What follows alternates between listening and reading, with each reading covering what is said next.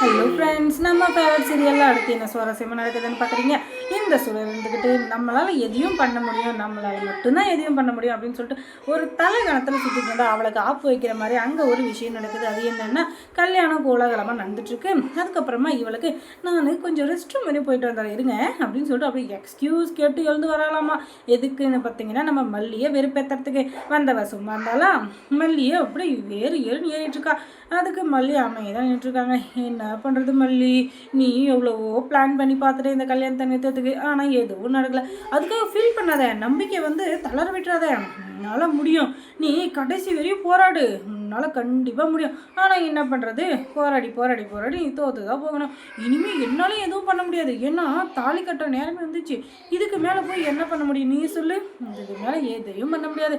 எங்களுக்கு நல்லபடியாக கல்யாணம் நடக்கும், அதை பார்த்து நல்லா நீ வயிறேறி, அதுதான் எனக்கு வேணும் அப்படின்னு சொல்ல, அவள் இப்படி பேசிட்டா அப்படின்னு சொல்லிட்டு ஒரு கோவத்தில் இருந்தாலும் சரி என்ன பண்ணுறது, இப்போதைக்கு நம்மளால் எதுவும் பேச முடியாத சூழ்நிலையில் நம்ம இருக்கோம். அதுவும் இல்லாமல் நம்ம ஏதாச்சும் பேசினாலும் இப்போ தப்பாயிடும் அப்படின்றதுனால பொறுமையாக இருக்காங்க நம்ம மல்லி. அதுக்கப்புறம் தாலி கட்டுற நேரம் வந்துருச்சு, எல்லாருக்கூடையும் தட்சணியை போய் கொடுத்துடுவாங்க அப்படின்னு சொல்கிறாங்க. அதுக்கப்புறம் தாலியை கொண்டு வந்து கொடுக்குறாங்க. அப்புறம் கெட்டி மேளம்னு சொல்லிட்டு அந்த தாலி எடுத்து கொடுக்குற நேரம் பார்த்து நம்ம மல்லிக்கு பயங்கரமான ஒரு கோவம் வந்தது. என்ன அப்படின்னு சொல்லிட்டு பார்த்தீங்கன்னா, அடியே வாயம் அமைதியை இருடி, இதுக்கு மேலே நீ பொய் சொல்லணும்னு நினைக்காத அப்படின்னு சொல்லிட்டு பக்கத்தில் இருந்த குத்து விளக்கு பெருசாக இருந்துச்சு, அதை கொண்டு போய் ஒரே குத்தத்துக்கு போகிறாங்க. அந்த நேரம் பார்த்து ஐயோ வேண்டாம் அப்படின்னு சொல்லிட்டு அந்த ரேணுகா மாதிரி நினச்சிருக்கோம் சுட இருந்துக்கிட்டு, எதுக்காக இப்படி பண்ணுற மல்லி, உனக்கு அறிவு இல்லையா அப்படின்னு சொல்லிட்டு கேட்க, ஒழுங்கு மதியம் உண்மையை சொல்லுடி, உண்மையான ரேணுகாவா நீ உயிரோட வந்திருக்கியா, ஒழுங்குமதியே உண்மையை சொல்ல போறே இல்லை இங்கேயும் உன்னை கொண்டுட்டு நான் ஜெயிலுக்கு போகவும் தயாராக இருக்கேன் அப்படின்னு சொல்லிட்டு மல்லி வந்துக்கிட்டு ஆவேசத்தில் கத்திக்கிட்டு இருக்கேன். என்ன சொல்கிற மல்லி, உனக்கு என்ன தான் ஆச்சு, நான் தான் உண்மையான ரேணுகா அப்படின்னு சொல்ல, திரும்ப ரேணுகான்ற பேரை சொன்னேன் உன்னை அப்படியே கழுத்துலேயே குத்திடுவேன், ஒழுங்குமதியை உண்மையை சொல்கிறேன்னு சொல்ல, ஐயோ இவளுக்கு பைத்தியம் முடிச்சிச்சு போல, இவளுக்கு யாராச்சும் மென்டல் ஹாஸ்பிட்டலுக்காச்சும் கூப்பிட்டு போங்க, ஏன் எனக்கு உயிரை வாங்குறான்னு தெரியலையே. இவளுக்கு நான் விஜயை கல்யாணம் பண்ணிக்கிறது பிடிக்கல, அதுவும் விஜயோட முதல் மனைவி நானே கல்யாணம் பண்ணிக்கிறது இவளுக்கு பிடிக்கல. இவளே என் வாழ்க்கையை திருட்டுத்தனமாக வாழ்ந்துட்டுருக்கா, இவ போய் என் வாழ்க்கையை கெடுக்குன்னு நினைக்கிறா பத்தியா.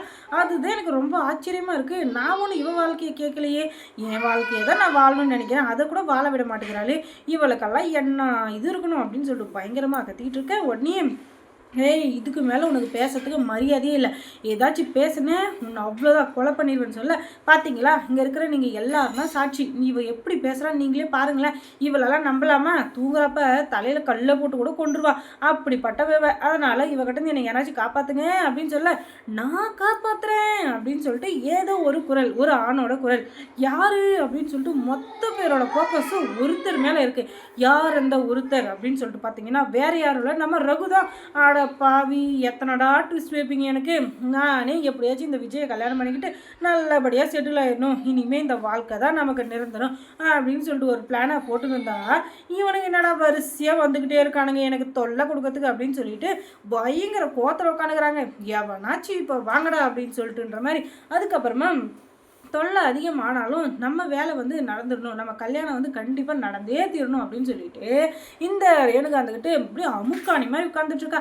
உடனே விஜய் யார் இவங்க, உங்களுக்கு தெரிஞ்சவங்களா அப்படின்னு சொல்லிட்டு கேட்க, ஐயையோ எனக்கெல்லாம் தெரியாது, இவன் யாருன்னு எனக்கு தெரியல, உனக்கு தெரியுமா அப்படின்னு சொல்லிட்டு கேட்க, ஐயே எனக்கெல்லாம் சான்ஸே இல்லை, எனக்கு யாருன்னே தெரியாது, எனக்கு பழசெல்லாம் மறந்து போச்சு, எனக்கு இவனை போய் எப்படி தெரியும் அப்படின்னு சொல்ல, ஓஹோ என்ன தெரியாதா சுடர், என்ன நடிக்கிறியா, நீ யாரு என்னன்றது எல்லாமே எனக்கு தெரியும், நீ எதுக்காக இந்த இடத்துக்கு வந்தாலும் தெரியும், உன்னை அனுப்பி வச்சதே நான் தானும் உனக்கு தெரியும், ஆனால் இதுக்கு மேலே நீ நடித்த அதுக்கப்புறம் நான் சும்மாவே இருக்க மாட்டேன், நீ இப்போ நடிப்பேன்னு தெரிஞ்சுதான் போலீஸையும் கையோட கூட்டு வந்திருக்க, நான் மாட்டினாலும் பரவாயில்ல, உன்னால் யாரும் அவமானப்படக்கூடாது, அசிங்கப்படக்கூடாது, யாரும் இனி ஏமாறக்கூடாது அப்படின்றதுக்காக நான் விஜயை காப்பாற்றுக்காக இந்த இடத்துக்கு வந்திருக்கேன். விஜய் எனக்கு எனிமி தான், நான் இல்லைன்னு சொல்ல, ஆனால் மல்லி நல்லவங்க, நான் ஒரு ஆக்சிடெண்ட்லாம் சாவ பொழைக்கிறப்ப இவங்க தான் என்னை காப்பாற்றுறாங்க, ஒரு செகண்ட் கையை நீட்டி என்னை தடுத்துட்டாங்க, அந்த பக்கம் போகாதீங்கன்னு சொல்லிட்டு, இல்லாட்டி நான் தப்பான ரூட்டில் போய் கண்டிப்பாக இறந்துருப்பேன், அதனால் மல்லிக்காக அந்த உதவியை செய்கிறேன் அப்படின்னு சொல்லிட்டு